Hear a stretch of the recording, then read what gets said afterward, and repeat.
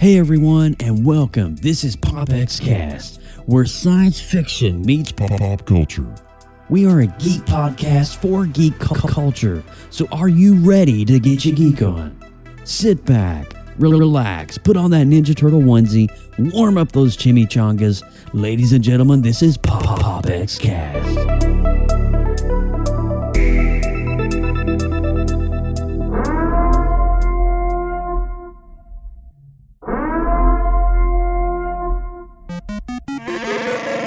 You are listening to PopXcast, where science fiction meets pop culture.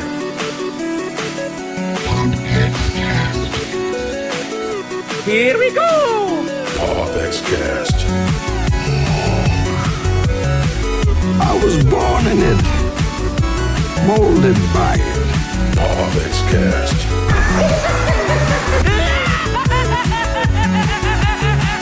No strings on me. Autobots, transform!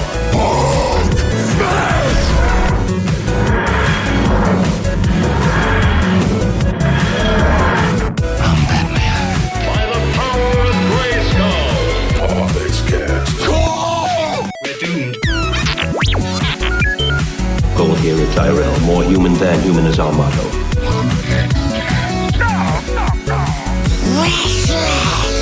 Here's Johnny. Never had a pet pony. Hasta la vista, baby. PopXcast. Captain's log supplemental. Negasonic Teenage. What the I am the one who knocks. Excelsior! And there it is, Excelsior. Welcome everyone, this is PopXcast coming to you on this Sunday night, December the 20th, 2020. What is up, Austin Burke, my cousin in Lexington, Kentucky? What's up, Bubby? Oh, it feels good to be back, Joseph. It really does, man. It does. Just in time for one of the coolest Star Wars discussions we're about to have. Oh my goodness, dude. It's gonna be great. It's gonna be. Look at the chat blowing up right now. I want to say a huge shout out to Darth Baca, one of our favorite faithful subscribers back here. God Stories Radio, what's up? And we've got oh my gosh, we got Yo Bear. What's up, Yo Bear? Hey. And we got John Poffenbarger here. Hey, John. What's up, man? The Berksters in the house. Burkarama Berksters. We're getting it out. Yeah, I like it. That's so good. I like that, man. But so how, dude? It's been August since our last show. Oh my goodness. A lot has happened since A lot has happened since August, right? So we probably want to maybe do a quick catch up, perhaps, maybe something. I don't know. So what's new in your world? I mean, you hit like, what is it, like 1 million subs now? On what are you up to now? On every time I talk to you, it's like 77. 77. Oh my God! So you hit 75K. Yes, I did. That is ridiculous. That's amazing. man. What a feat! What a feat, bro. Look at you I'm go. thankful. I'm blessed to have a great community, and I got accepted into the Critics' Choice Association, and just writing for Rotten Tomatoes, man. Just it's been a great. And then right in the smack dab of that, I got to come to Florida and see you for a little bit on a bit of a business trip, man. That was fun, wasn't it? Well, that was fun. That was great. That was good times. But yeah, it was so awesome to see you back in October, man. And I tell you, it's been such a whirlwind for me in my crazy world. I was one of the lucky. I will say this now: since we're on PopX, we're talking about geek stuff, and we do talk about video games every once in a while, right? I did score a PS5. How is it? How is it, Joe? How is it? It is, yeah. It's pretty freaking amazing. So I've been playing Call of Duty Cold War, Modern Warfare, and Warzone.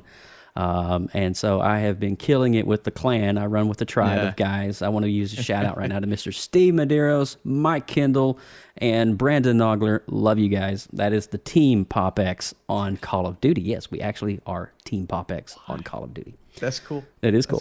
That's cool. So that's how we do it. We run out and we play. But so this whole COVID thing has been crazy, and so we've not really been able to do too much of anything. I did catch COVID 2 weeks ago, so there is that. But I'm here.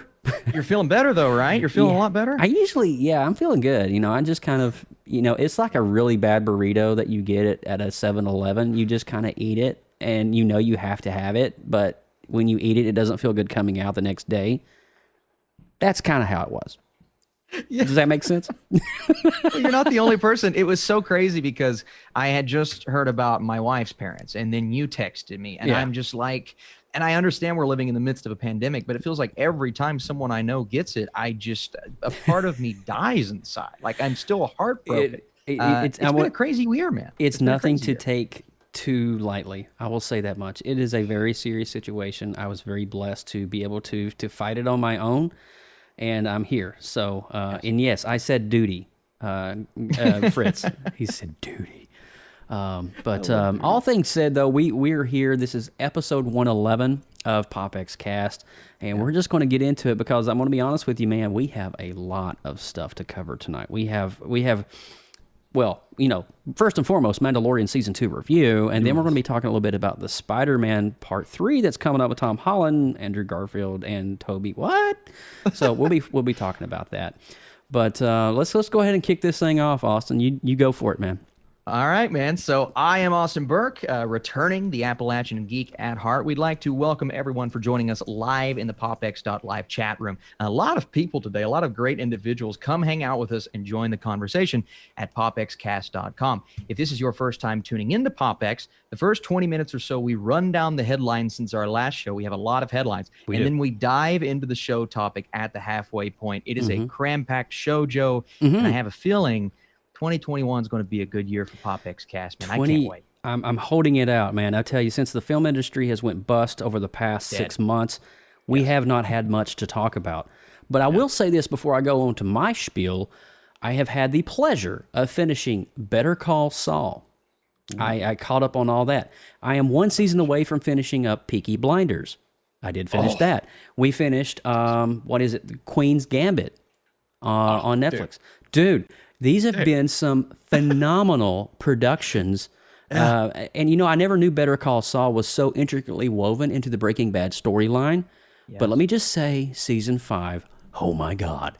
Anyway, so that's what I've been doing. I've been binging on stuff, and I'm literally one season away from Peaky Blinders. The Peaky Blinders.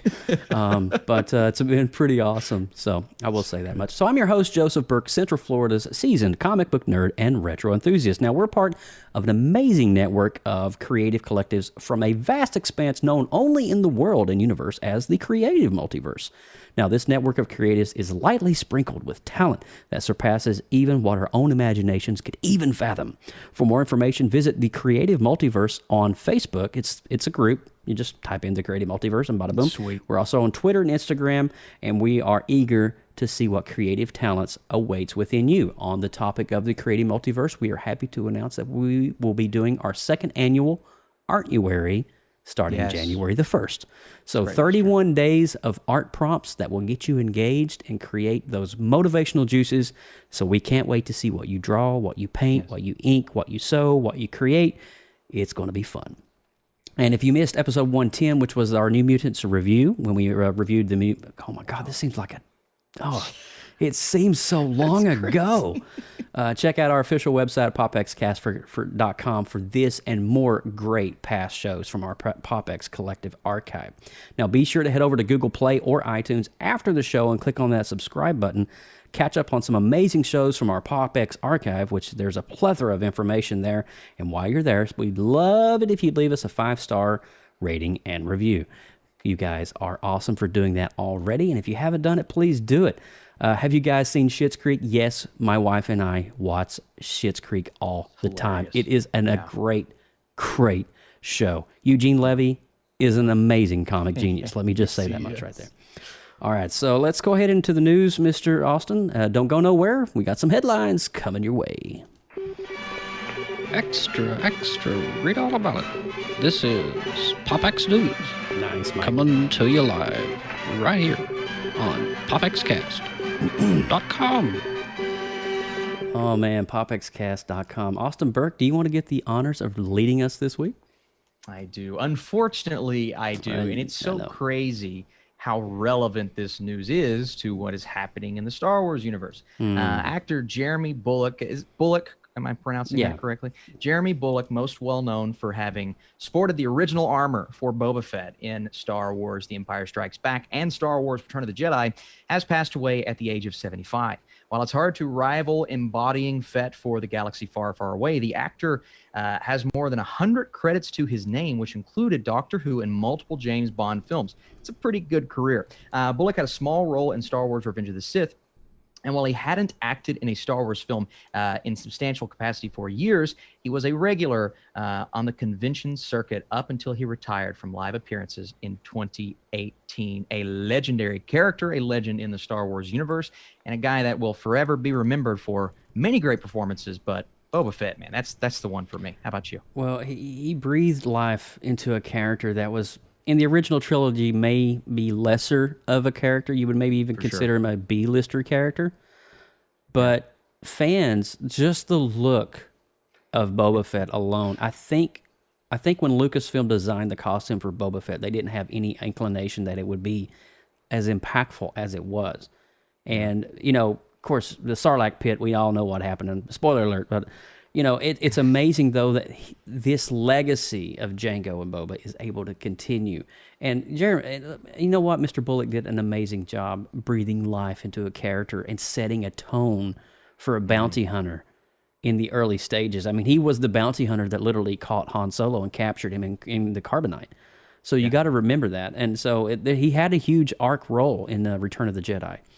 And but like I said, though, I mean, Jeremy, he breathed life into an amazing character. So, well, I've never considered myself like a huge Boba Fett guy just because it felt like such a minor role. But then what you just said, I mean, from Han Solo to everything that he accomplished, it really is kind of integral to the Star Wars universe. And then kind of playing off of that, what we see in The Mandalorian, it takes that character and just rounds it out so much more. And now Boba Fett is one of my favorite characters, like in the current Star Wars world. So he was the OG. He was the one who started it all, and I think he did a great job in the original there's film. just so much mystery and mysticism in the world of Mandalore.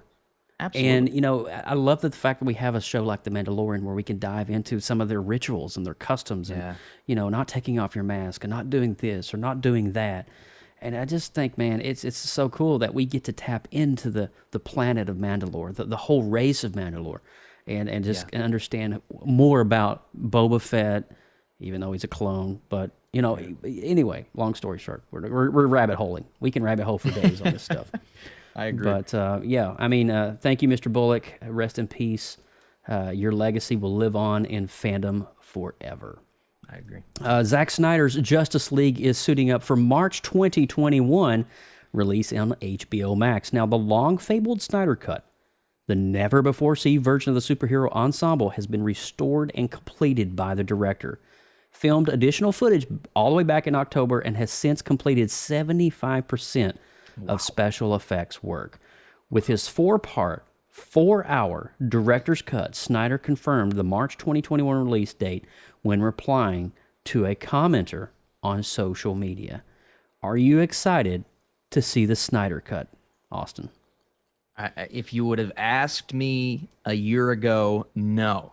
You're asking me today, the answer is a resounding yes. I am so excited, knowing this is a completely different thing, knowing we're getting an extra 2 hours of footage. And on top of that, I would say more, because apparently what we saw in the other Justice League film is nothing like what we're getting in this movie. No. And all of the great DC Easter eggs and cameos that we're going to get. Now, part of me is a bit sad because how does the continuation work? Do we get to see more? Now, obviously we do with Flashpoint, but will there ever be another Justice League?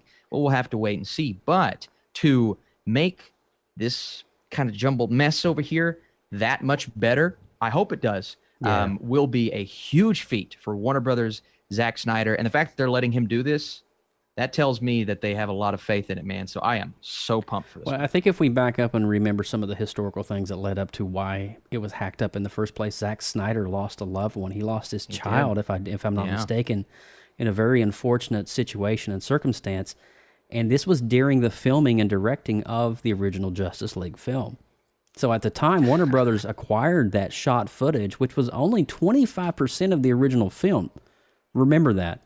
They only used a portion, a fourth and then they made what you saw in the theaters, and it was kind of lackluster. But I am extremely excited. I don't care if it's 4 hours. It kind of is probably going to harken back to the director's cut of The Watchmen a little bit. Yes. I'm sure to some extent. Yeah. But I'm super excited to see all this footage that was filmed that we never got to see. That's what I'm excited for. And to see Darkseid and Steppenwolf the way they were intended to be, yeah, that right there is enough alone to make any fan squeal with excitement and joy. I'm just going to say that much. I loved the trailer, the trailer with the Hallelujah playing in the background, because Hallelujah. We get to see Snyder's version of the film, and it's 4 hours, Joe. This is 4 hours. At this point, I don't really care. I'm in. Yeah, Give me some popcorn. the more the merrier. Give me some hot wings and some popcorn, and I'm good to go, bro. I'm ready. I'm in for the long haul. This is Lord of the Rings. Like, this is crazy, man. I can't wait for this movie. It's going to be great. And really you know what? This whole film was created by fan outcry. It was created because even celebrities started creating this movement, the Snyder Cut, hashtag Snyder Cut. And Warner Brothers had no choice. They're like, okay, we hear you. So, yeah. When Ben Affleck did it, I started to believe it. We'll move on, but I mean, just the excitement level, I think, from both of us for the Snyder Cut is resounding. I just can't wait. I have a lot of hope and a lot of optimism for his cut of the movie. I do too. I will leave it at that. Yes, for sure. So let's talk about whatever. This is crazy. Dude. Sony has removed, and you're in the midst of this, Joe, because you have a PS5. I saw this happen in real time on PlayStation Network. But go ahead. Okay. Sony has removed Cyberpunk 2077 from the PlayStation Store, leaving PS4 and PS5 players with no option to purchase the new CD Projekt Red game. In addition to this, it has announced that it will be offering full refunds for everyone who purchased the game via the PlayStation Store. For those who have downloaded the game, they can continue to play it or cash in on the refund. In the meantime, the game is no longer available on the PlayStation Store, which means the only option to purchase it on PS4, PS5 is via a retail copy. Since its release on December 15th, players have been seeking seeking refunds for which the game is filled with bugs and performance issues on the console. My goodness, now that the game has been removed from the PlayStation Store and Sony is offering full refunds, there is a chance that Xbox will follow suit. Yeah. So listen here, man. I was holy cow, dude. This is so bad. So it released last week, Cyberpunk 2077, and there was a lot of hope and optimism for the game. Keanu, bro. On the PlayStation 4, it was so bad the game would hardly even run. No, I'm being serious. Like, you would get like these, like, they would be playing it, and you remember the old, like, when you would boot up, all right, remember when you put a Nintendo cartridge into the Nintendo and it didn't make the connection, and it would give you all that weird-looking screen jumbo stuff? That's exactly what it was doing. It would, like, play for, like, 5 seconds and then just glitch. And it was like, oh, PlayStation has expected an error in your application. Please submit report now. And so it would run a little bit better on the PS5, but I kind of, here's the thing, though. I know a lot of work went into this game. This game is truly beautiful if it's played and it runs. It's kind of funny. I just said that, if it plays and it runs. But I feel bad for the creators and the content creators of the game because they put years into this and PlayStation removed it totally and is offering a full $70 refund for the game. That's bad. Yikes. So, will we see Cyberpunk 2077 in the future on the play? More than likely. Once the devs get in there and fix what's not working as fluidly as they'd like. So, it's just bad. It's just sad. You know, it's a bad deal, dude. And I'm not as familiar because, I don't play as much in the video game world, but has anything like this ever happened before? Ever? Yes, there has been a couple of other games that have hit the PlayStation Store, and I can't remember what that last one was. Oh my gosh, it was like 2 years ago. There was a game that hit the store, and it was so bad that PlayStation started offering full refunds for it immediately and pulled it. Goodness. I guess there's a level of integrity and a level of commitment that PlayStation is looking for on their games. And when they released this game on the network, it wasn't running up to par to what PlayStation standards were, and they're like, nope, we can't do it until you fix it. We can't distribute it. So that's pretty much what had happened. That's crazy. And that's crazy. So you do believe that we will get this in the future, though, after they patch things up, hopefully? I would say in a couple of months, maybe 2 or 3 months after the developers go back in and rework some things and fix all the bugs. Dude, it's like 20% game, 80% bugs. You can't play a game like that. It's not even... one of the guys I was talking to on social media says it wasn't even auto-saving his work. Oh, so you would play like an hour and it wouldn't auto-save, and he would boot the game back up and he would be all the way back to the start again. And be like, oh, dude, man. That's terrible. Look at this John Poffenberger in the room. The game will be fixed in 2077. Yeah. That's great. John, kudos. Yes. Yep. You're right. I agree with you. Oh, my bud Doug Hawk says, after Fallout 76, Anthem, and maybe developers will learn. That's true. Yeah. Yeah. Heard about that. Yeah, it was pretty bad. Anthem was pretty bad. All right, so moving along with the news here, we have Marvel Studios and Sony Pictures have reportedly extended the deal that allows Spider-Man to continue in the Marvel Cinematic Universe. Now, this deal was made, and it extended as a result of Spider-Man's increasingly important role in the upcoming Marvel Cinematic Universe's amazing future. Now, I'm thrilled that Spidey's journey, into the MCU will continue, and all of us, at Marvel Studios are very excited. This is Mr. Kevin Feige speaking, by the way. All of us at Marvel Studios are very excited that we get to keep working on it, Marvel Studios President Kevin Feige said. And he went on to say, Spider-Man is a powerful icon and a hero whose story crosses all ages, all audiences around the globe. He also happens to be the only hero with the superpower to cross the cinematic universe. So as Sony Pictures to develop their own Spideyverse, you never know what surprises the future might hold. Kevin Feige. And that's going to be the topic of one of our discussions this evening after we talk about The Mandalorian. But already there has been some... I don't want to get into this too much, but I will say that there is a lot of cards that have been confirmed. A lot of people are coming back, and it's going to be a mind-blowing experience for Christmas 2021. All I'm saying is 13-year-old me is freaking out right now. In my brain, he's just freaking out. We'll talk about it a little bit later, but again, I'm losing my mind. Oh, man. Got this, Joseph. I want to say a huge shout out right quick to Mike Kendall, one of my Team PopX clan runners over on Call of Duty. He's here in chat, hanging with me in real time. What's up, Mike? Relentless MK in the house. All right. That's awesome. But, all right, you get the last one, and I think Mike is going to come on camera during the end of this and going to share some cool information with us as well. So go for it. Well, this last one is talking about something that I'm a big fan of. So Tron Legacy fans are celebrating the film's 10th anniversary. Now, a bit of a cult classic, the movie has become a hit for many fans who were in the theaters back in 2010. With news of another sequel, it's clear that people still want their Tron, despite Disney's strategy with the product.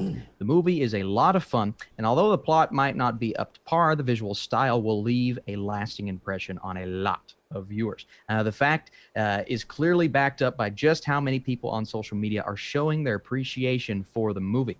Some are very upset about what happened to the Tron Uprising animated series, yes, as well. But even so, it looks like Disney is revving up their light-sickle output as Tron has rides at multiple Disney parks and another movie, I believe starring Jared Leto, on the way.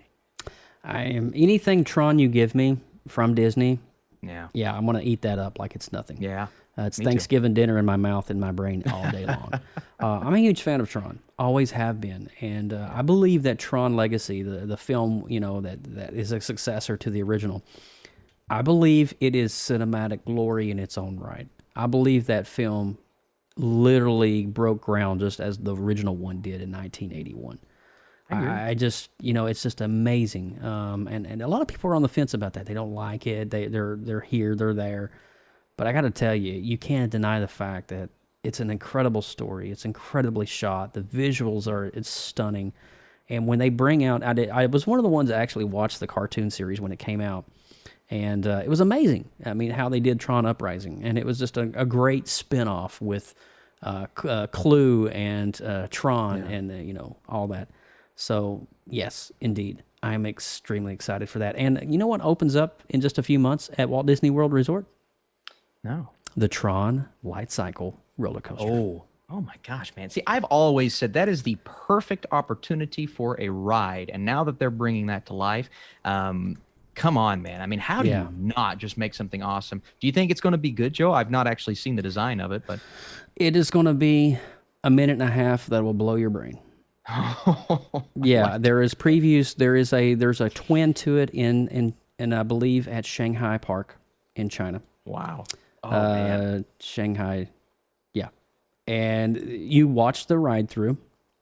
It's Shanghai and China or Japan. I just made It's I had Shanghai. I had a what? Shanghai in China. Thanks, Mike. Mike's in the background. It's the voice. It's the voice from beyond the grave. It is. You watch the ride through. It's a GoPro mounted on the front, and you get to see the whole thing.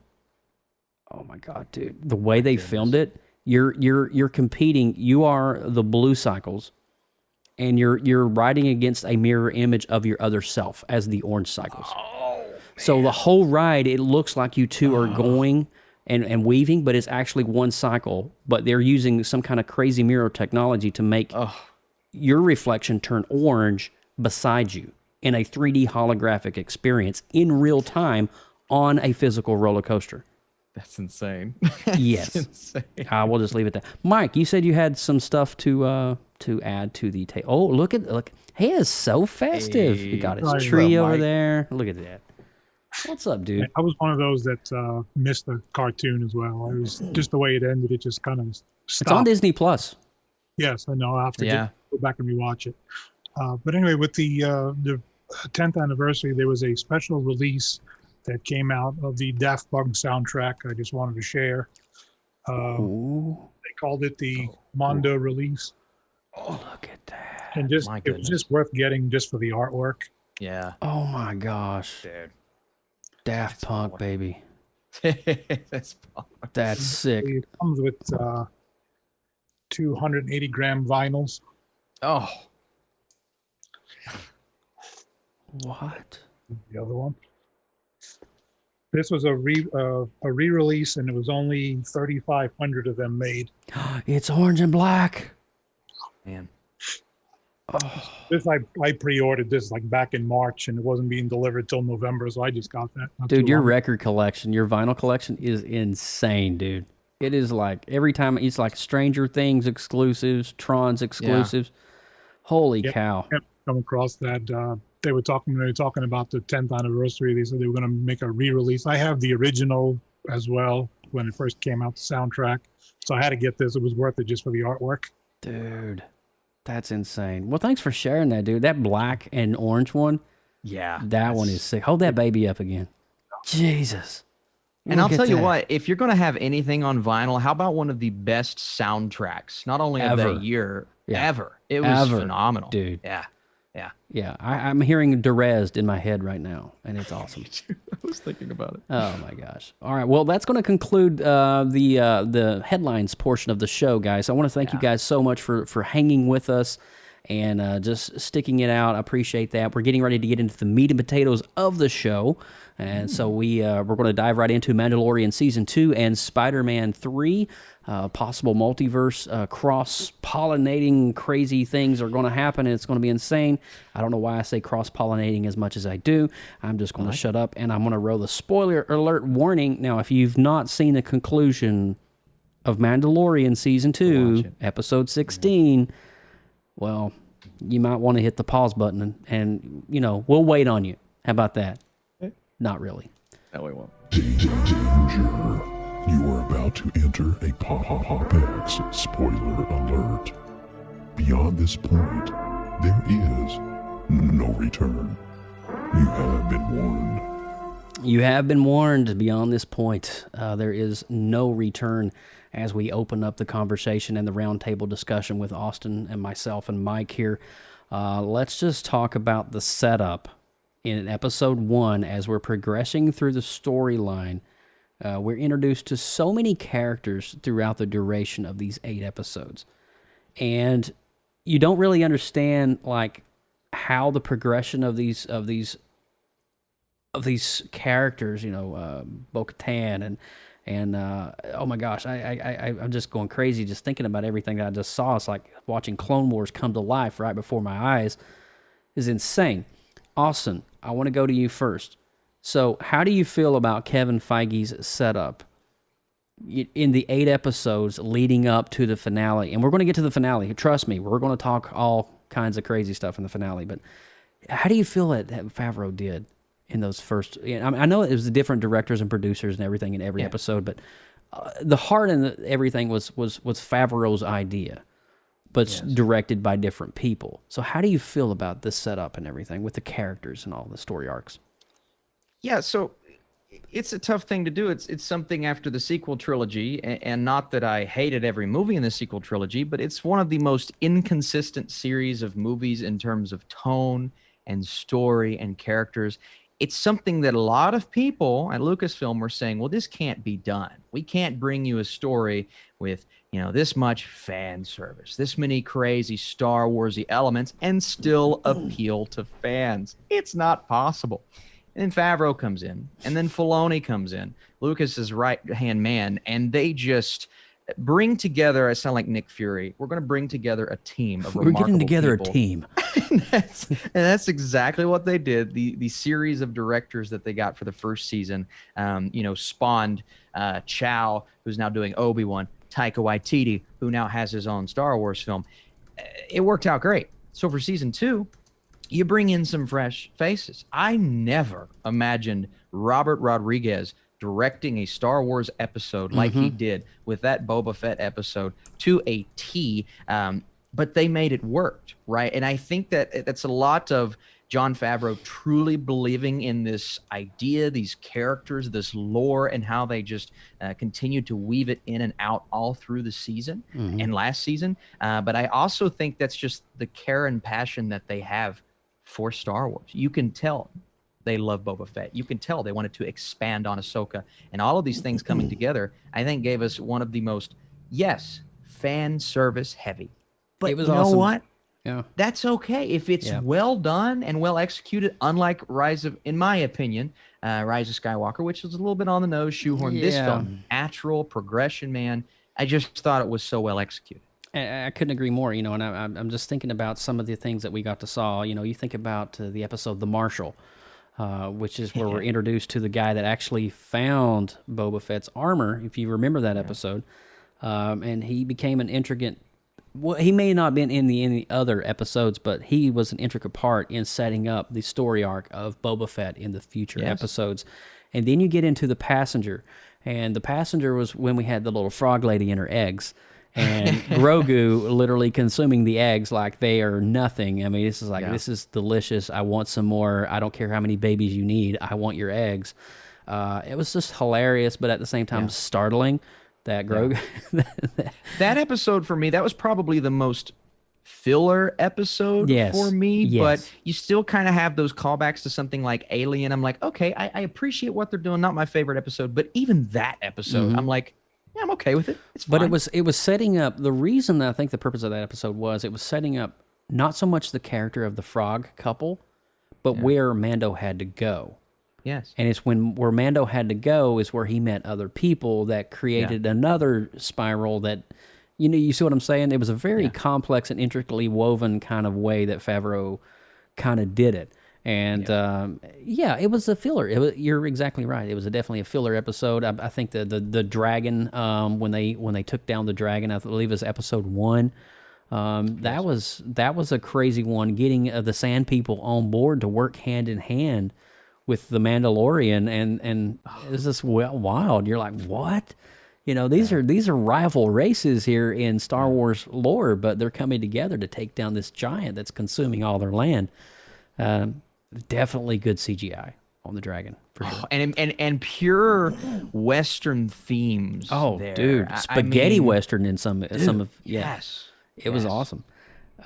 It kind of harkened back to like Back to the Future 3, or like maybe The Good and Bad, the Ugly. with Clint Eastwood. Some of that stuff. That standoff type scene Yeah. with Yeah. Timothy Oliphant's character. Yeah. I love the way that was kind of put together. And Timothy Oliphant, he's from that movie that was based about Harlan County. Justified. Yeah. Yes, Justified, and most recently, I believe Once Upon a Time in Hollywood. The guy's a massive actor, and he was talking about how excited he was to be a part of the Star Wars universe. And I love that they can continue to get these cameos from big actors, and they're all just geeking out like us watching them. And you could tell he was so thrilled to be there. And I think he may be a part of that Boba Fett show we're getting down the line. I kind of hope so. But there's definitely a huge setup here, and you go through and you look at each episode, and you can understand and see just right off the bat you could see that there's something that it's building up to. Yeah. And none of us knew what to expect going into episode 8. But it was pretty stellar. Now, I want to stop here for a minute. I want to get some Mike's take on it. So, Mike, as you're gravitating close to that microphone of yours, so let's talk about maybe the first half of the season, the first 4 episodes. What was just some of the things that you liked, or some of the things you didn't like about it? Some of the stuff that I did like, it was stuff that you had already touched on, with the sand, coming together with the sand people and stuff like that. I would not have expected that. But overall, the filler episodes were, made it run a little longer than I would have liked. It just like the show as a overall, it ran, this whole story took like 16 episodes over 2 seasons. I'm sure they could have condensed it into 1 season of 13 episodes and started a new story, for going into like a second, basically a second season, opposed to spreading this out over 8 episodes. But they seem to spare no expense as far as the CG work goes, and especially with their new technology, they've been come up with the volume where it's just this LCD wall. I don't know if anybody's seen that. Incredible, yeah. And it's just to come up with that technology to be in one space and just be transferred to one place to another, and you can just never tell how it was done, by just looking at it. Yeah. We're getting some conversation over here. And we'll come back to you here in just a second, Mike. Doug Hawk said, the Frog Lady episode was a good one for Mando's arc. He needed to see what people would do for their children. Yeah. That's a good comment, Doug. That's a really good comment. I like that. Very plausible. So going into, like, you're thinking about the first 4 episodes, right? And we're setting up essentially the Marshal, the Passenger, the Heiress, and the Siege. The Heiress, of course, we all know is where Mando got his spear and won that, and that's when we saw Ahsoka Tano. So let's talk about that a little bit. So how was there any other? We got the bad stuff out of the way. Not the bad stuff, but the things that could have been. There was none of it really bad. No, I'll be honest with you. Nothing. I didn't like it completely. It just, it could have been done a little bit differently. That's kind of. Yeah, I agree. I was curious to see how they would do the Ahsoka Tano bringing her to life from the animated world, and they did an amazing job on it. I think they got the perfect person for it. They did. And I thoroughly enjoyed it.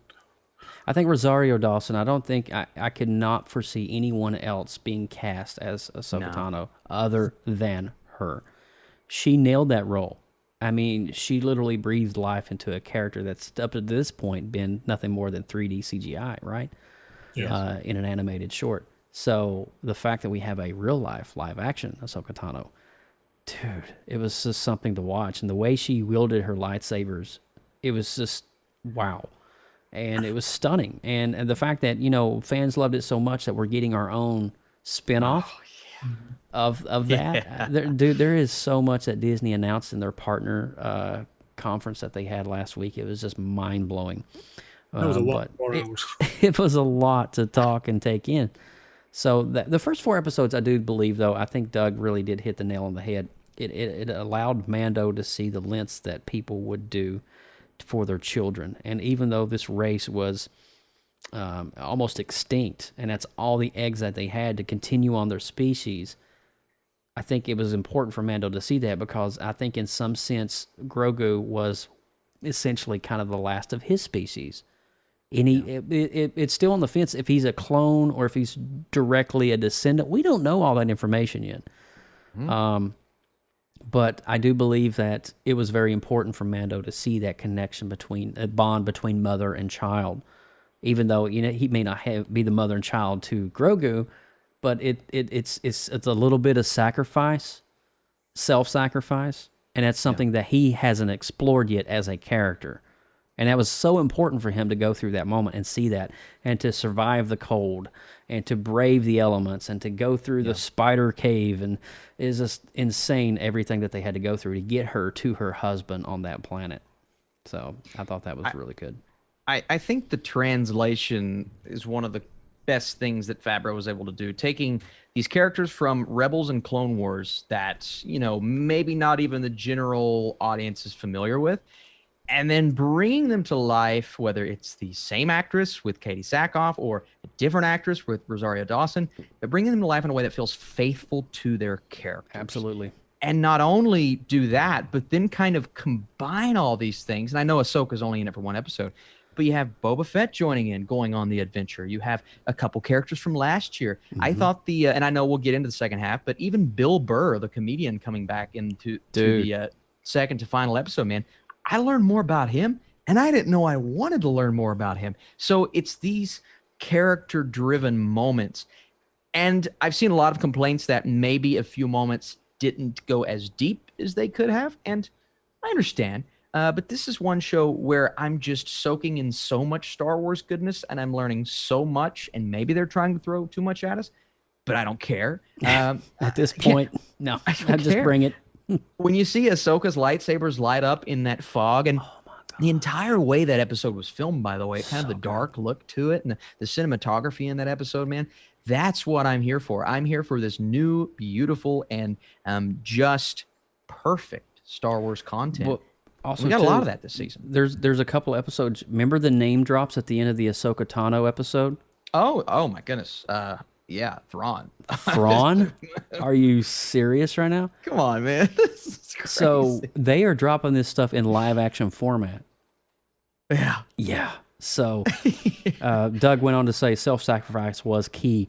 He went from adherence to creed to any cost to elevating the relationship with Grogu over his creed. He did. When he takes that helmet off at the end, man. That is the ultimate. I got the handy dandy list of Star Wars episodes here. So this is what's coming in the next 3 years. We're obviously going to get them. Oh, look at you, Mac! I love you so much. We're going to get the Mandalorian. Obviously, that's going to be. I don't know if it's going to be Mandalorian season 3 or Mandalorian season 3, the Book of Boba. We don't know that yet. We'll be talking. It was a producer came out and said they are two separate things. That was this morning. Oh, good God Almighty! All right, so Star Wars Rangers of the Republic. We have Ahsoka, her own show. Andor. Can we just stop and say Andor? Yeah. Oh, good Lord! Right, that's right after Rogue One, dude. That is immediately. Or is that building up to Rogue One? Oh, you're right. No, it's building up. It's building up. Yeah. Yes. Well, let's just stop here. Obi-Wan Kenobi, Hayden Christensen, and Ewan McGregor coming back reprising their roles. That was the one. Lost Okay. it. All right. Yeah. Then we've got The Bad Batch. That looks good. Clones. Then we've got Star Wars Visions, Lando, Acolyte, Star Wars Acolyte. We've got a droid story. And at the bottom of the list, we have none other than Rogue Squadron. Patty Jenkins, man. I Wonder know, Woman's dude. director. And last but not least, from Lucasfilm, we will have Willow coming back to reprise. Holy cow, that's going to be awesome. If you've not seen the original film with Willow, you need to immediately after this go watch it. It is an amazing, epic fairy tale of, oh my gosh, I used to watch it. Did you see who they announced to direct the new Indiana Jones, Joe? No. Is the director of Logan, James Mangold. Are you serious? I swear. That's going to be so good. And someone's asking 123 Rock fan, is Acolyte live action? So Acolyte's actually the one that's the most exciting for me for Disney Plus, because this is focusing on the end of the High Republic when the dark side kind of became the dark side. And it was confirmed yesterday that it's actually 60 years before the Phantom Menace. So could we see Palpatine's master, the exploration of Darth, was it Plagueis? I believe is Plagueis. I think it was Plagueis. But yeah, man, that's, to me, live action, that's the one I'm kind of just sinking That's my going to be teeth. interesting. Yes. That's going to be really crazy, dude. Wow. All right, so that's what's coming from Lucasfilm in the next projected 5 years, but starting now into the next, was it 2024 or something, 2025, something like that. But I think it is a great time to be a Disney Plus subscriber. Let me just say that. Yeah. And then this is not even including the third trilogy of films that are supposed to be coming as well down the pipeline. Waititi. Yeah. Taika Waititi is doing the Dark Republic or something like that. We don't know. Did you see that? Just that one little tease during the investor thing of his logo. It was that very retro-looking Star Wars with the different. Almost looks like, Joe. It almost looks like something you would design. And I'm like, Joe, this is going to be our cup of tea. A Taika Waititi Star Wars. Dude, I'm movie. telling you, we are going to be living on Disney for Yes. the next 5 years. I'm just going to say that. Yes. All right, so let's talk about the second half of Mandalorian, and then we're going to get into Spider-Man. So the second half of Mandalorian really began to set some things up, especially when we hit episode 5, The Jedi. Yeah. And this is the episode where, I mean, obviously this is Ahsoka Tano, and this is setting that up and all of that. And then we get into episode 6, which is the tragedy. And now the tragedy, this is probably one of my most favorite episodes of the entire series of season 2, with the exception of the end of episode 8. But it reintroduces officially Boba Fett. All right, so we have Boba Fett. And at first, Boba Fett is kind of not an ally to Mando. And so we're seeing some of the conflict. We're seeing the battle and the struggle. But then we see the scene where Mando places Grogu. Oh, but by the way, we just found out in one episode before this in The Jedi that his name is Grogu. Puts him on the Seeing Stone. And there was such a buzz about when he's sitting there in the Force and he could not pull him. Nobody could pull him out of the force field. Who did he connect with? And there was a plethora of conversation that started in the fan community about, well, how many Jedi are alive at this point? There's only like 4 or 5. If you're considering, if you're going back, it depends on how deep into the fandom that you're going. So I'm like, my first impression was, well, Luke and Leia, Ahsoka Tano. I'm just going through the list myself. And man, it was crazy. So the tragedy was probably one of my favorite episodes when Grogu experienced the Force and connected. And we saw Boba Fett pledge his allegiance to the child when the child was captured at the end of the episode. It was just a stunning episode. Austin, I want to get your thoughts. Mike, I want to get your thoughts. Yeah, people were going as far as saying, well, could Mace Windu still be alive? Is it Ezra from Rebels? Like, we went all out on speculation. And, part of me wanted it to be Luke. I just didn't know if they would be able to do it. I didn't know if they could pull it off. And they did. But I also really loved, reintroduced to a character that, again, I liked Boba Fett, but I don't get all the hype. He's never really done anything. Whoa, man. He's never really done anything my butt. This guy comes out and just wrecks shop for about 5 to 10 minutes. And that battle sequence, that's all I needed to see. I am now a Boba Fett fan. I trust that the book of Boba Fett is going to be awesome. And that's what did it for me, man. I just thought, I thought that was great. I think that episode in particular, the tragedy, number 6, was a turning point. Great. For a lot of people. For a lot of great. fans, they're like, oh my God, this is insane how much we've seen in just a short span between episode 5 and 6. Mike, what did you think? Yeah. Kind of with Austin on who I thought when he reached out to the Jedi, I thought it was going to be Ezra. I wouldn't imagine them to bring a major movie, big screen character onto the small screen like that, because I don't think we've ever seen that. No. So even so it was CG work, but even so it's still bringing a major character. So I didn't think they would have done it. It would have been, I was leaning towards Ezra on that one. So. It was stunning, Mike. I think that the fact that there's so much fan service, but not done just for the fans, done in continuity of a storyline. Yeah, makes sense. You know what I'm saying? It wasn't just fan service. And all right, so let's all three of us fast forward to episode 8, because I want to make sure that we can at least stay on time here to some extent. Yeah. Episode 8, man. It started out kind of slow. I would say the first half of the episode was, for me, was kind of like wonky. I agree. I was like, what are they doing? Where's this going?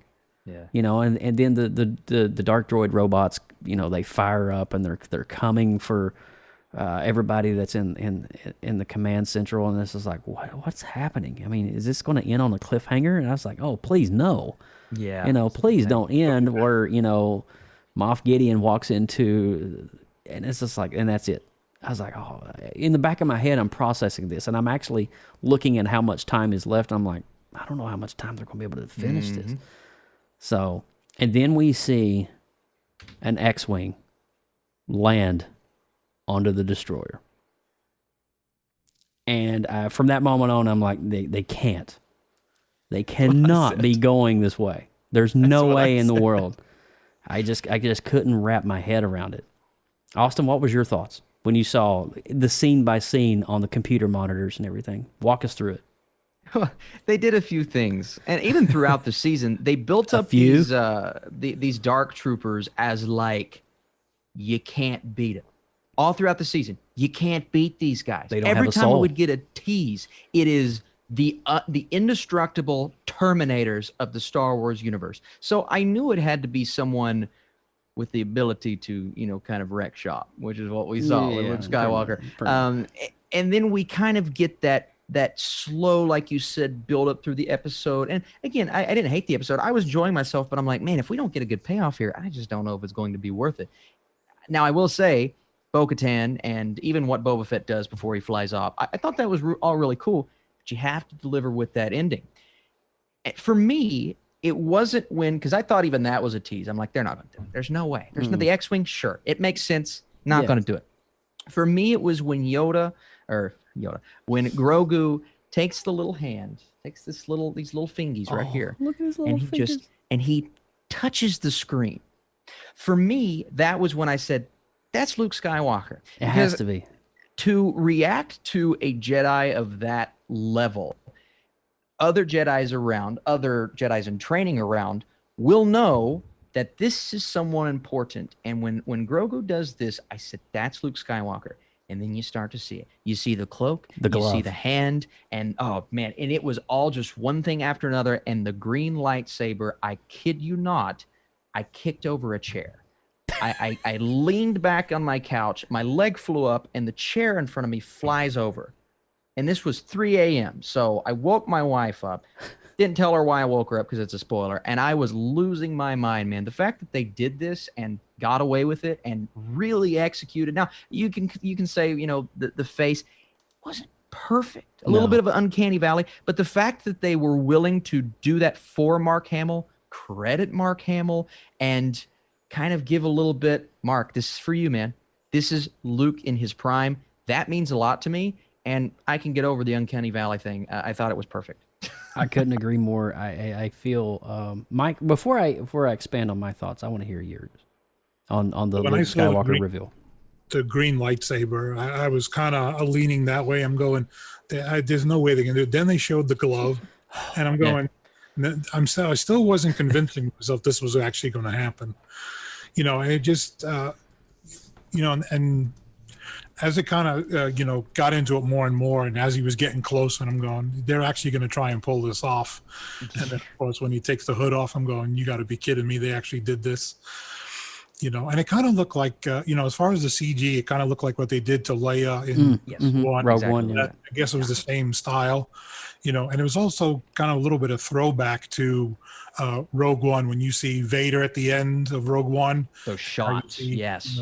Luke Skywalker, the end, of Mandalorian as well. I think that the way that they did fan service to Darth Vader in Rogue One is they did fan service to Luke Skywalker in the end of Mandalorian Season 2. Yeah.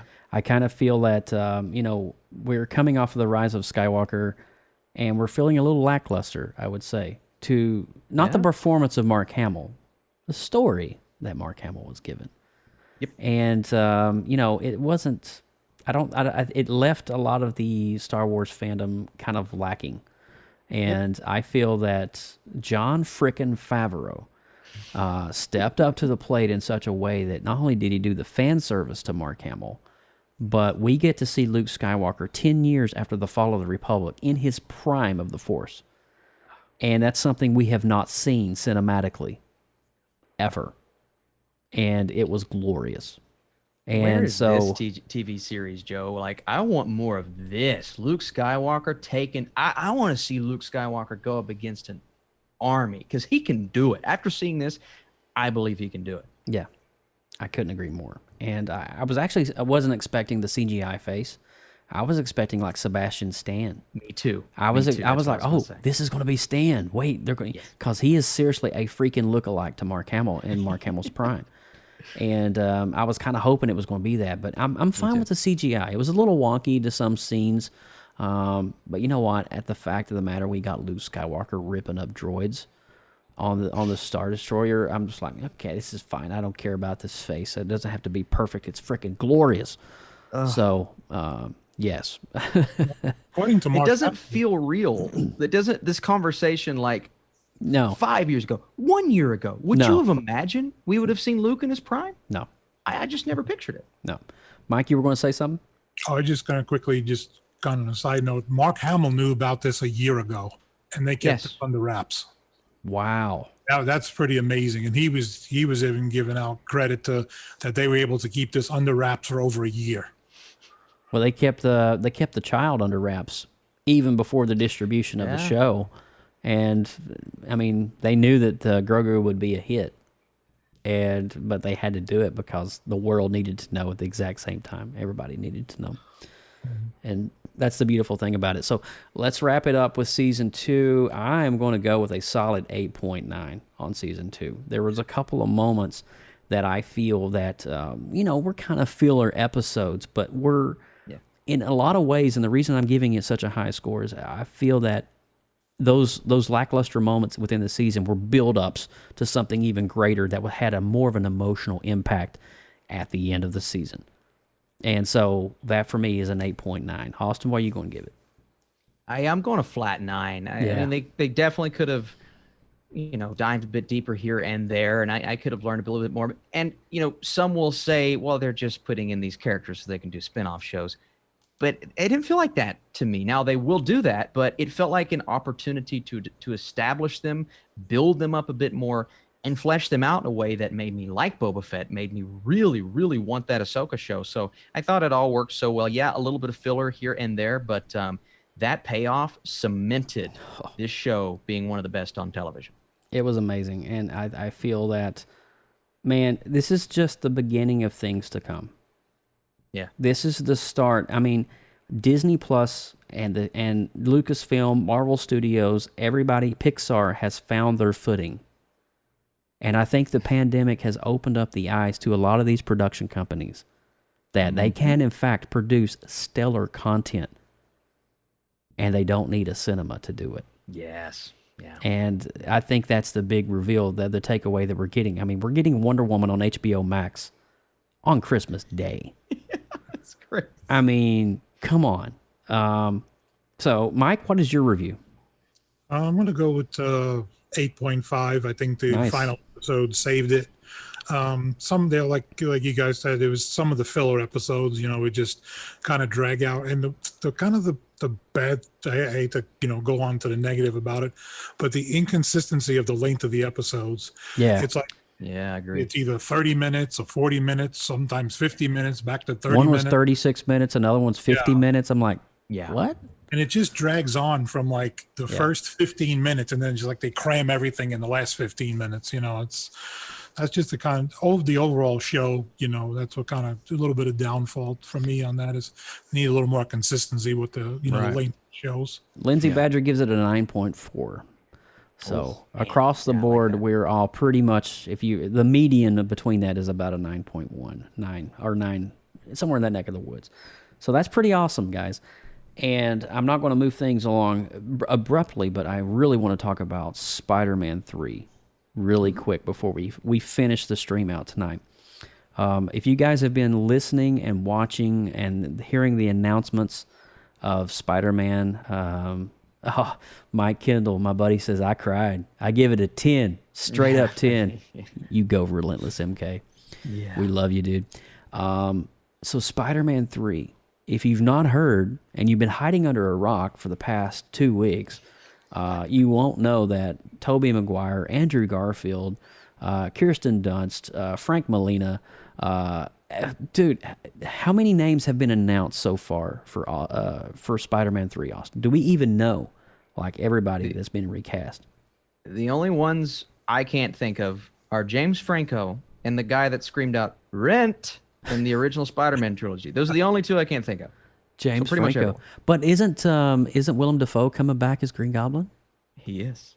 And Dane DeHaan as the Goblin from Amazing Spider-Man is rumored as well. And then Sandman, the actor that played Sandman too, I believe he's coming back. Thomas Hayden Church, I believe is his name, which is... What's happening, Joe? What is going on right now? What's going on, man? Well, this is Joe, and I've had some time to process this. Now, has it been confirmed that Charlie Cox is in, or is that just rumor? That is rumor, but it is rumored from a couple of sources that have been right before. Okay. So let's go in the mentality that Charlie Cox, a.k.a. Daredevil, a.k.a. Matt Murdock, is in. I kind of feel that this is the way the movie's going to go. Spoiler alert. Opening first act, Spider-Man is on trial after everything that happened in Spider-Man 2 with J. Jonah Jameson ousting him as Peter Parker. Yeah. And now he is on the defensive, and Matt Murdock is his lawyer. Okay? Insert the Sinister Six breaks out, and the Vulture and all of them are coming for him. And somehow, through the mysticism of the multiverse, they figure out a way to open up a portal, probably using, Mysterio's technology that we have, open up a portal to bring back all the villains of the other multiverses. Insert Doctor Strange, who is now, Benedict Cumberbatch, who is now the mentor in the passing of Iron Man to Peter Parker. I'm with that. And he's opening up, not only is he going to open up his own multiverse to bring back Tobey Maguire and all the other heroes, it's going to be a full-on Sinister Six versus Spider-Verse. And everything that's going to happen in the middle of that is going to be insane. Yeah. So that is what I feel the movie can be, the potential. And, dude, I'm telling you, I'm so excited for this because I've been such a fan of the Spider-Man Spider-Verse, especially the animated film that came out 3 years ago from Sony. One of my favorite Spider-Man of all time. And I had the pleasure of getting, for my birthday this year, Miles Morales on the PS5. Ooh. Let me tell you something. Yeah. Walking in Manhattan with snow on the sides of the roads and stuff, it is the most hyper-realistic thing I've ever done. But the storyline connects, wait for it, into the MCU. I can't spoil that for you. But there is a connection between the Gamerverse, the multiverse, and the Spider-Verse. So they're setting something up here, bro. Austin's like, what? So let me ask you this. Do we see live-action Miles in this movie? I believe this will be the movie we see Miles Morales. Okay. I believe this will be the movie that we see Miles Morales. Because his uncle was already set up in part 2. Now, here's my theory. Let's hear it. So for Miles, now I'm really on board with a lot of stuff that you said, but just for Miles specifically. Now, yes, he was set up. They did technically introduce Uncle Aaron. But I believe for Miles to become Spider-Man, someone has to die.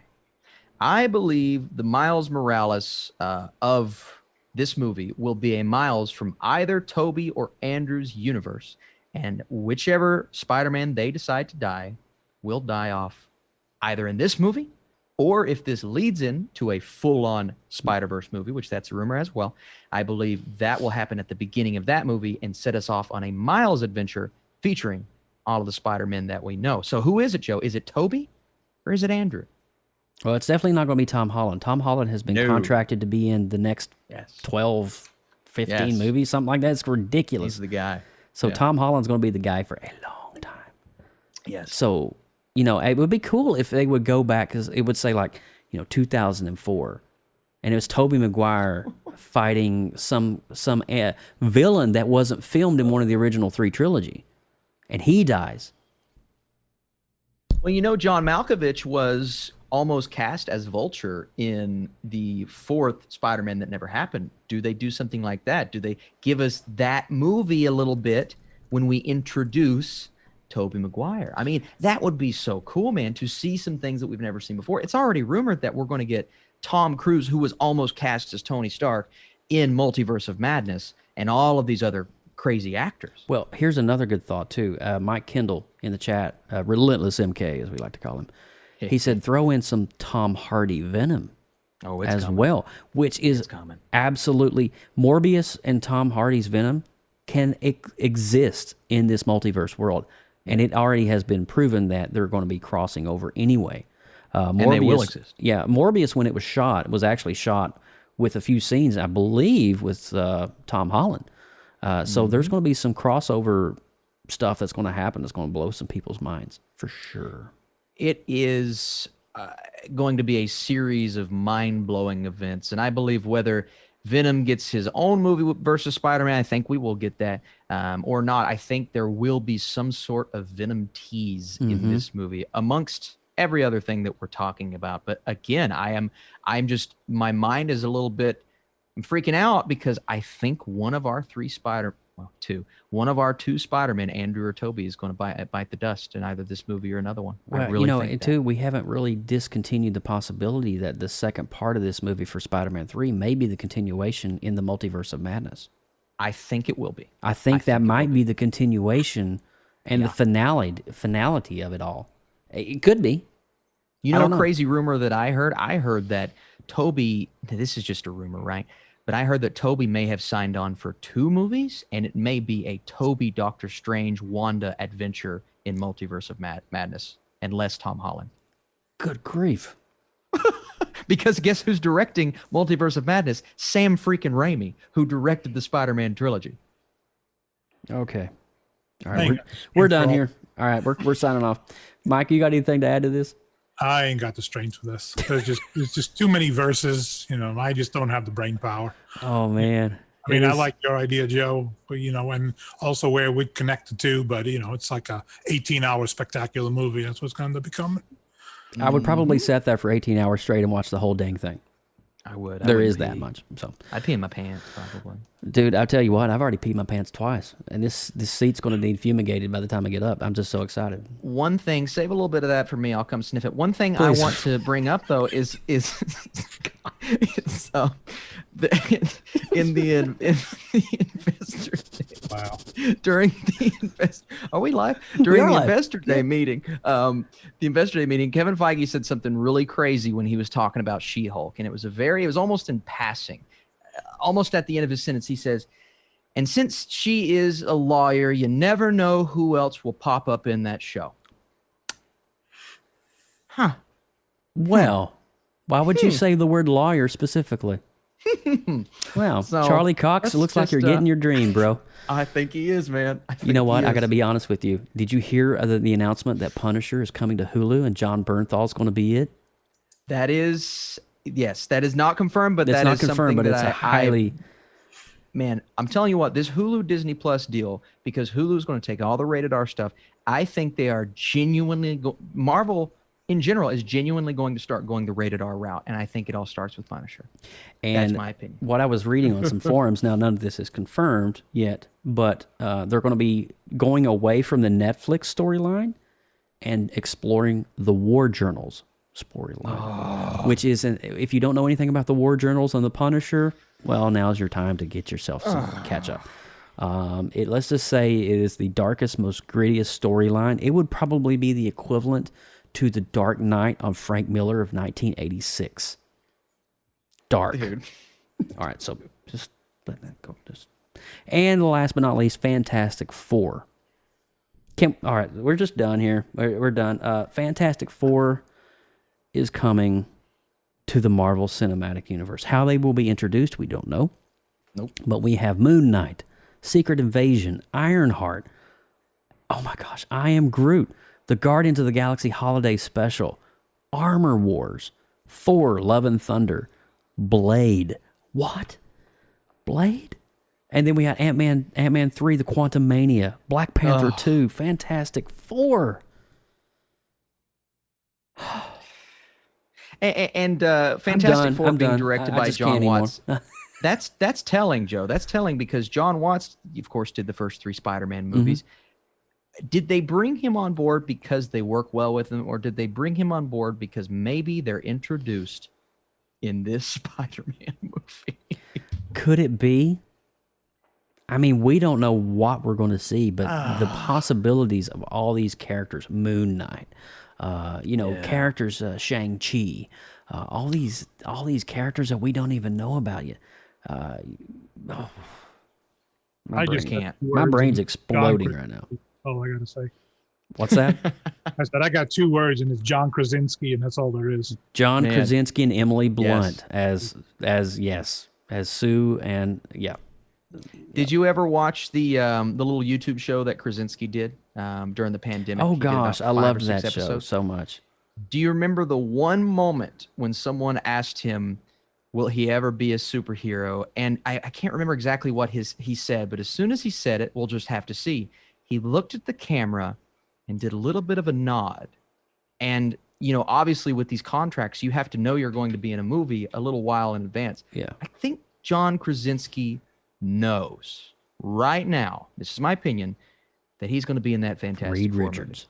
I think he knows. I really do. And his wife, Emily Blunt, needs to be Sue Richards. 100%. Yep. 100%. It is rumored that our guy from Stranger Things, the guy who played the lifeguard that turns evil, it is rumored that he is Human Torch. That's not confirmed by anyone. That's just a rumor right now. Right. So. I wonder who they're going to get to play Ben Grimm, the Thing. Oh, yeah. Yeah, that's interesting, man. Because that's probably going to be, I think, you remember the Fantastic Four movie that nobody wants to talk about? The one that came out 5 years ago that nobody really gives a dang about? That was an atrocity. Fant-Four-Stick? Yes. One thing that was really good in that film was the CGI work on the Thing. Yeah. It showed us the possibility that the Thing could, and what I'm seeing is Thing and Hulk, baby, going at it. 2 of the biggest titans in the MCU fighting it out. Man. Now that work there would give you a geek boner. But moving along here, man, I tell you what, we can talk all day about Spider-Man, Morbius, Venom, Tom Hardy. I mean, it is the possibilities in the next 3 years. We saw what Jon Favreau has done to the Star Wars universe. Yes. And how he has breathed new life into a creation that no fan ever expected, that we would get Luke Skywalker in his prime on a show. Not a cinema film, a show. And the possibilities now with the effects and the CGI and Disney pouring into it, oh my gosh, guys, buckle in. The next 4 or 5 years, PopXcast is going to be delivering some amazing content. We're back, baby. That's all I can say. Yeah. So I'm excited to be able to talk about these films as they're coming out in these series. Expect some amazing things in the weeks ahead, especially with WandaVision. We will be doing a WandaVision recap show. We're going to be doing a Wonder Woman 1984 recap show in 8 days from today. So this is all going to happen very quickly, but PopXcast is back, and we're so glad that you guys are going to be on board with this.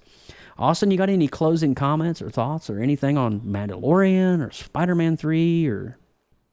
I'm excited about the future of we talk more specifically about Disney, but really Disney and Warner Brothers. The fact that they're going the more streaming route, but also staying true with theaters. Obviously I want to consume a movie on a big screen, but giving us 10 Star Wars shows, 10 Marvel shows, the Snyder Cut on HBO Max. I mean, this is changing the game, and obviously the pandemic helped with that, but changing the game as we know it. But the amount of content that we are about to get, and that's one thing I've complained about Disney Plus. Mandalorian, well, that's about it. Now we have Soul, the new Pixar movie, which is my #1 movie of the year, by the way. Fantastic. But I just never thought they could deliver. But it looks to me like we are going to be getting a new episode, maybe multiple new episodes of multiple shows every single week for the next 4 to 5 years, Joe. Well, how does that sound? Falcon, Winter Soldier. You're going to be having WandaVision. You're going to be having the Book of Boba Fett. You're going to be having Mandalorian. Loki. Oh my gosh, it's like mind-blowing to know. And then that's not even including all the other Star Wars things that are already in film and production as we speak. Oh boy, oh boy, oh boy, oh boy. It's a lot. Steve Medeiros, I love your comment. Wolverine versus Hulk. That's what I want to see. Oh, that's another rumor. They're saying this is a way to give Hugh Jackman one last ride. I can't take it with this. This is too much for me. My little heart, Joe. Well, my little heart. Disney does own Fox. So we might get, what if we get a Logan from like the 80s? Not the Logan from the future film. Yes. But a Wolverine from the full-blown 80s or 90s that is him. The rumor is Multiverse of Madness will explore, quote-unquote, previous iterations of characters, and who better than little Hugh Jackman in Multiverse Little of Hugh Madness. Jackman? The dude's a freaking mountain, dude. He's tall, dude. Oh, alrighty, we're going to wrap this thing up, guys. We're 17 minutes over the top of the hour. I knew this was going to be a long episode, but we're just so excited about everything that we've been discussing the past hour, almost hour and 20 minutes. Austin, you want to take us out here, buddy? You want to start rolling it up and wrapping it up? Absolutely, man. So I am Austin Burke at The Burkinator. You guys can search and find me on the YouTubes, Twitters, and Instagram. We are part of the newly formed creative group known as the Creative Multiverse. For more great media, content, artwork, and more, find us on Facebook, Twitter, Instagram at the Creative Multiverse. If you are a creative, produce content, or have a talent, we want to see it, and we would like for you guys to share it with us in that multiverse. You can also connect with us on social media. You can find us on Facebook, Instagram, Tumblr, Twitter, and Pinterest, all at PopXcast. Send comments and suggestions to us via email at popxcast@gmail.com. Also, for future and past shows, visit our official website, www.popxcast.com. And I am also on MySpace, if you guys want to search for me and find me. Are you on MySpace? No, I'm not. I'm on Net Meeting. That was 1994. That's a little bit before. That was a long time ago, man. I remember that. All right. Yeah. Anyway, listen, guys, we thank you guys so much for tuning in this weekend. And I'm Joseph Burke at Joseph Burke Arts all over social media. And, of course, hats off to this amazing team of creative collectives who are just getting in with the conversations on the geeky stuff. And we couldn't do this without all the amazing people that subscribe and listen. And of course, everybody that's here with Team PopX. You guys are freaking awesome. And listen, join us for episode 112. We'll be doing 112 on December the 28th.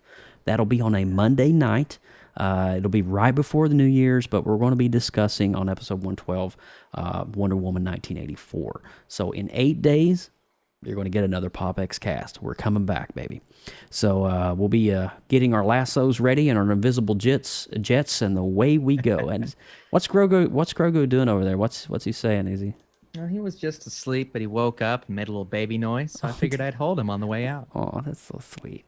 He's all right, so sweet. From all of us here at PopXcast, thanks for listening, thanks for downloading, and we'll see you next time. Thanks for listening to PopXcast. As you're enjoying listening or viewing our shows, please consider clicking on the subscribe button to our feed and click the get notifications buttons so you don't miss out on great future content. Like our Facebook page, facebook.com/PopXcast, and on Instagram at PopXcast. And be sure to drop us an email anytime at popxcast@gmail.com. For more great content, check out the Creative Multiverse, where science, art, and imagination come together with artistic talents. The Creative Multiverse can be found on Facebook groups under the same name. We'll see you next time. Get your geek on.